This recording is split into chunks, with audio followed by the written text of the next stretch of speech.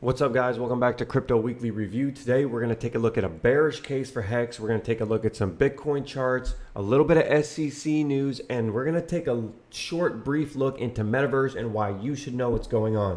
So let's not waste any more time. Let's jump straight into it. You big old sus, yeah. I just doubled up on crypto. I just doubled down on the new vest. Now my chair looking like 2 checks. Type of money made me want a 2-step. Who next? This week I be on the moon next. Stock going up like 2x. That's a fast flip like suplex. Two really stepping like a duplex. You bet never lose change, but I do flex on it. Hey guys, welcome to Pumptober. Bitcoin on the daily chart looking really sexy. It pumped right through that pivot. We were talking about this. It resisted at 50K for a while and then pumped right through to 52K. Now it looks like it's finding support. It dropped a wick down just to see if that pivot was there, and it was bought up. It's looking a little bit double toppy on the weekly chart, but we don't believe in double tops because what is an ascending triangle? It's essentially at least 3 double tops with higher lows. Double tops are a probability for continuation, in my opinion. Ethereum looking like your wife's hot sister, looking like it's pumping through the pivot, doing similar things here, gaining support on the 21 and on this pivot at 32.56. I think that's a good buy, and a good sell would be right around 37. I think the trading opportunity is right here on Sol. I think Sol right here is a buy. It's looking like it's grabbing support. Everything is looking bullish and somewhat moving together. It's going to be probably a weaker move than Bitcoin, but let's see. I think a good buy is right here, right at this pivot at 154, and then sell before this pivot at around 195. Nice little trade, not financial advice. Hex is looking a little bit reverse correlated here. We're having a little bit of a drop and some support at 36 cents. Now, by the way, we totally called this in the last video 36 cents as a good buying opportunity. Although it looks a little limp-wristed right now. If we can't get above this pivot, gain support, and pop up over this 21, I definitely think 32 cents is in play. And I also have a little bit of, you could call, on-chain analysis that we could talk about quick. Put that into Expective. There are over 1,000 holders. All right, you heard the man. Let's put that into Expective. And as you can see, this is Hex.Vision, and these are stakes expiring and how much Hex is expiring. And if you look right here, there was almost nothing expiring, like 7.17 million Hex expiring on April 4th, 2021. And there was pretty much nothing until right here, late September. So let's take a look at the Hex chart. And as you can see, I had put a arrow here on, on April 4th and late September.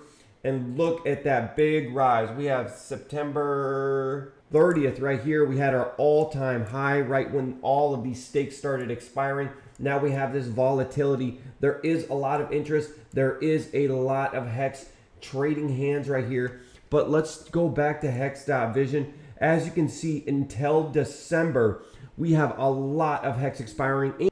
And I did the math, and it's about 10 billion Hex. So at 38 cents, that's like $3.8 billion worth of Hex. Not saying everyone's going to dump, but that is a lot of pressure compared to over here. And we got Pulse Chain delayed until December. I really think that we could chop down and find some buying opportunities. Remember, you want to accumulate at the bottoms. I can see something like this happening. This is the bearish situation for Hex. This right here is December. Maybe we can get all the way down to 21 cents in December. That's a huge buy right before Pulse Chain. That's how you make a ton of money, buying that pre-Pulse Chain dip, if there even is one. Hex does its own thing. Hex has wrecked a lot of sellers, so it could absolutely continue to go up, but I think the probabilities are down. There are no certainties, there are only probabilities. In other news, our good friend Gary Gensler says the US will not ban cryptocurrencies. The Security and Exchange Commission chair Gary Gensler has multiple dust-ups with crypto firms, but even he says the US won't follow China's lead in banning digital tokens. Gensler said Tuesday that the government's focus is on ensuring that the industry adheres to investor and consumer protection rules, anti-money laundering regulations, and tax laws.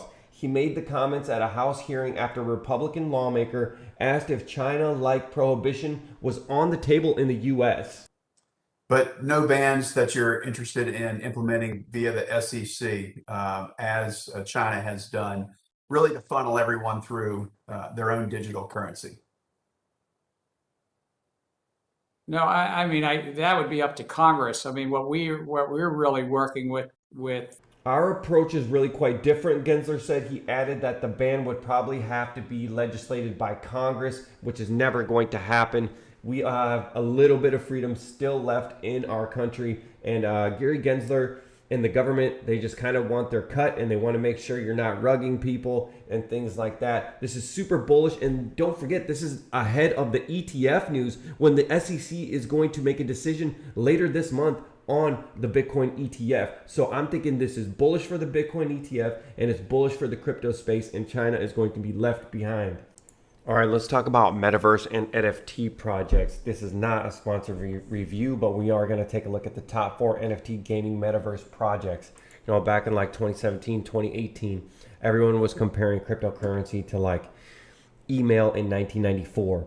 People back then didn't see what the internet could become. They could not foresee Amazon, Facebook, Google. So back then we were hypothesizing like what was going to be built on cryptocurrency that we don't understand yet. And I think this is it. I think Metaverse and I think NFTs are the absolute first big use case for crypto. These companies could be the next Facebooks, the next Googles. I know like when Facebook came out, not everybody was into it and not everybody understood its purpose, but I think this is the natural progression and evolution in cryptocurrency. And if you want to make money in cryptocurrency, you have to ride the absolute wave of the technology. So you must learn about Metaverse and you must learn about NFTs. They are here to stay.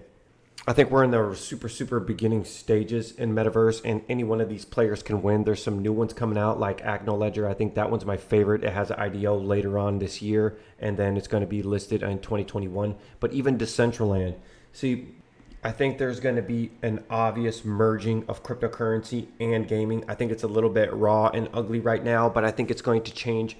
But I think it's going to change how we even hang out online. Imagine this, you know how we hang out on Telegram all day, talking to different traders, getting new ideas. Well, this one, I think it'll be the same way, but we're totally going to be immersed in seeing each other's avatars, being able to buy NFTs or even sell ad space in certain rooms.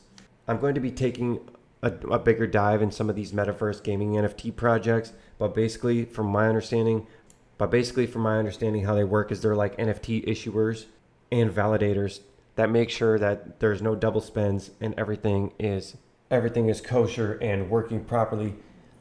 Here's an article for Forbes. Metaverse heats up, how Axi Infinity's $30 billion valuation led to a crypto game frenzy. And I'm not really a big gamer, so I plan to invest in some of these platforms and ride that out. Axi Infinity, the most popular crypto-based game in blockchain using Metaverse project, hit a $30 billion valuation. Its native token, AXS, rose past 110 this weekend, currently trading at 29.5 billion. In regions like Southeast Asia, specifically in the Philippines and Vietnam, Axie Infinity is fueling a digital economy based on crypto assets. People are playing Axie Infinity as their main source of income in areas where banking services are hard to access and often expensive. Here's the chart, looking pretty good. Axie Infinity is recording 1.5 billion in annualized revenue. Axie Infinity's gameplay works like this. Users purchase Axie characters as NFTs, and once they have a set of 3 Axies, they can play against other users. This is going to be so big, it's just mind-blowing. There's going to be whole industries just making characters and selling them. That's the kind of world I want to be a part of. The Axis token is a native token of Axis Infinity. It is used as a main in-game currency. Hence, if the revenue of the game is high, the utility of the Axis token increased, boosting its value. According to Token Terminal, AXS is driving about 28.9 million in weekly revenue. Analyzed, this is the equivalent of 1.5 billion in revenue, which is comparable to blockbuster games in traditional gaming sectors. Well, yeah. So annualized, they're taking their weekly revenue and then times it by a year. Who knows if it's going to remain popular? I think it's going to be crazy. I think it's going to be volatile as hell. And I want to be part of this ecosystem in this space. And I think you should too. And I think you should stay up on this stuff and ride the wave. It's expensive to buy NFTs and in-game tokens. What's driving the adoption? Since users need to buy NFTs like Axies to play games such as Axie Infinity, one could argue that there is a high barrier of entry. It's just like gaming. I mean, there's already in-app purchases, but the difference is it gives the people the money. Instead of all the big software developers, they're letting you guys trade with each other and make your own money just playing a video game. It's freaking awesome. Here's a quote. The metaverse won't be built overnight by a single company. We'll collaborate with policymakers, experts, and industry partners to bring this to life. We're announcing a $50 million investment in global research and program partners to ensure products are developed responsibly. Yeah, this is huge. This is just like bombshell pretty much. So definitely up on that, and I will make a more detailed video later on some of this stuff. Let's go ahead and take a look at Wrecked Plebes, and that's not to make fun of anybody, but we always take a look to remind ourselves of how volatile and crazy this market is and to watch your back. It looks like the developer behind the NFT project Evil Ape suddenly disappeared along with its Twitter account, website, and $2.7 million. And somebody wrote, not only did this guy steal $2.7 million, but even after he ran off with the money, people are still trading his NFTs, which gives him 4% of each transaction. So definitely be careful out there. Anyways, hey guys, throw me a like and a sub. Thank you for watching, and I'll see you on the next one.